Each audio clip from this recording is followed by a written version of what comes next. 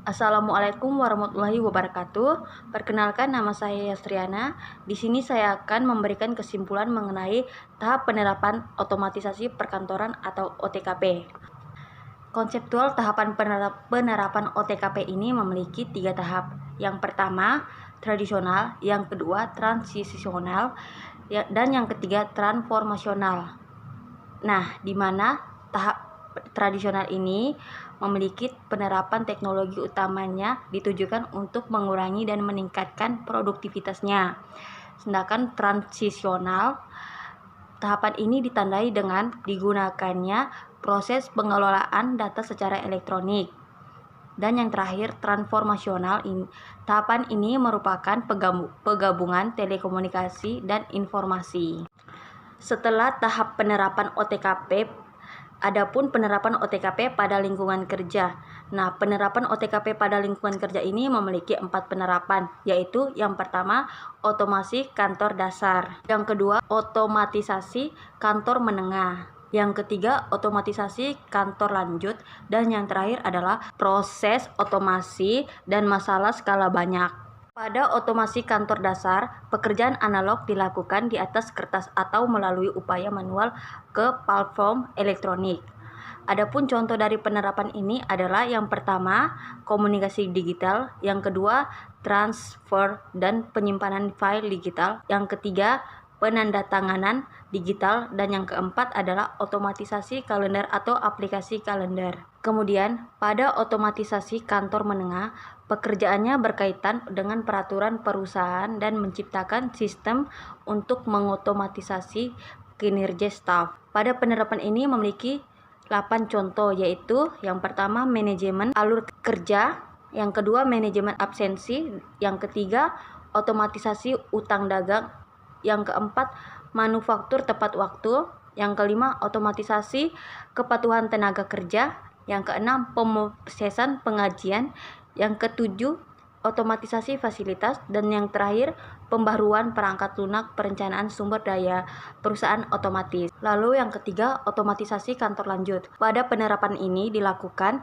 otomatisasi proses lintas platform atau penerapan praktik kepemilikan atau teknologi terdepan dalam teknologi atau pemanfaatan robot. Otomatisasi kantor lanjut ini memiliki beberapa contoh. Di antaranya yang pertama, manajemen data, yang kedua, pengambilan keputusan otomatis, yang ketiga, otomatisasi proses robot, yang keempat, layanan pelanggan otomatis, dan yang kelima, sistem kepemilikan. Yang terakhir adalah proses otomasi dan masalah skala banyak.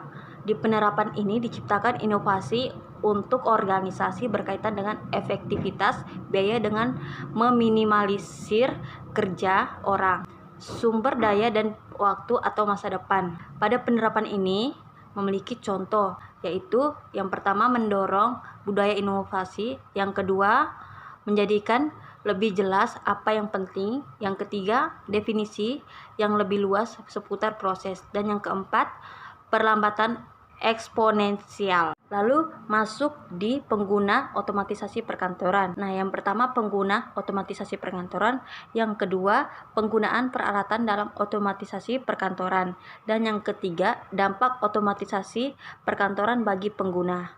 Yang pertama, pengguna otomatisasi perkantoran. Pengguna otomatisasi perkantoran ini biasa juga disebut dengan personalia pengoperasian atau brainwave. Nah, di dalam otomatisasi perkantoran ini mempunyai 4 dasar kategori pengguna otomatisasi perkantoran, yaitu yang pertama, manajer, kedua, profesional, yang ketiga, sekretaris, dan yang keempat, clerical. Yang kedua, penggunaan peralatan dalam otomatisasi perkantoran. Penggunaan peralatan ini yang tidak lain dikelompokkan menjadi 3, yaitu yang pertama, dilihat dari tenaga pergerakannya, yang kedua, dilihat dari cara kerja dan komponen, dan yang ketiga, dilihat dari fungsinya dalam berbagai pekerjaan kantor. Dan yang terakhir adalah dampak otomatisasi perkantoran bagi pengguna. Penggunaan otomatisasi perkantoran ini merupakan hal yang lumrah, bahkan sekecil apapun suatu perusahaan atau lembaga tidak akan terlepas dari penggunaan otomatisasi perkantoran. Adapun di dalam dampak ini tersendiri mempunyai dampak lain di perusahaan, yaitu yang pertama, dampak terhadap pekerja dan pekerjaan. Yang kedua, dampak terhadap pendidikan dan pelatihan pegawai. Yang ketiga, dampak terhadap manajemen menengah. Yang keempat, dampak terhadap operasi perusahaan. Lanjut masuk di model otomatisasi perkantoran. Definisi dari model otomatisasi perkantoran itu sendiri adalah rencana atau deskripsi yang menjelaskan suatu objek. Model otomatisasi perkantoran sangat penting apabila perusahaan ingin terus berkembang guna membangun dan mencapai tujuan perusahaan. Model otomatisasi perkantoran yaitu deskripsi yang menjelaskan suatu sistem otomatisasi peralatan kantor.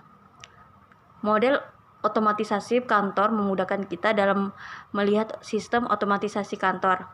Dilihat dari model tersebut, kita mengetahui dalam sistem otomatisasi kantor saling mempengaruhi dan sistem tersebut sistematis dalam pekerjaannya. Sistematis di sini membuat kita paham bahwa dalam pemecahan masalah yang menghasilkan suatu keputusan harus melewati beberapa tahapan. Lalu masuk di pembahasan yang terakhir yaitu komponen dasar sistem otomatisasi perkantoran atau SOTKP. Komponen fisik dalam sistem otomatisasi perkantoran atau SOTKP ini serupa halnya dengan komponen fisik sistem informasi manajemen. Berikut penjelasan mengenai komponen fisik dalam sistem otomatisasi perkantoran atau SOTKP. Komponen fisik sistem informasi manajemen ini memiliki 5 komponen.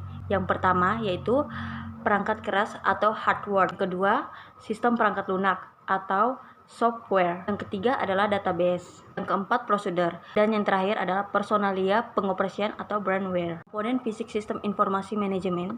Yang pertama, perangkat keras atau hardware. Ini merupakan komponen fisik komputer yang digunakan sistem untuk menjalankan perintah yang telah diprogramkan. Berdasarkan fungsinya, perangkat keras atau hardware ini dibagi menjadi 4. Yang pertama, input device.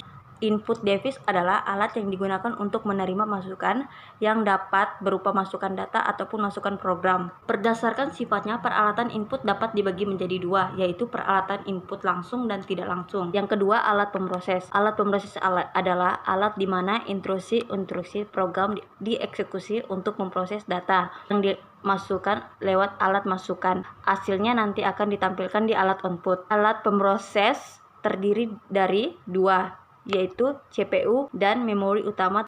Yang ketiga, alat keluaran output atau output device. Alat keluaran output atau output device yang dihasilkan dari pengolahan data digolongkan ke dalam 3 bentuk, yaitu tulisan, image, dan suara.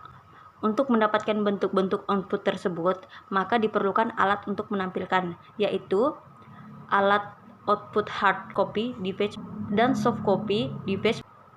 Dan yang keempat, external memory. Alat simpanan luar yang memiliki ciri-ciri tersebut adalah external memory. Setelah sistem perangkat keras atau hardware, adapun sistem perangkat lunak atau software.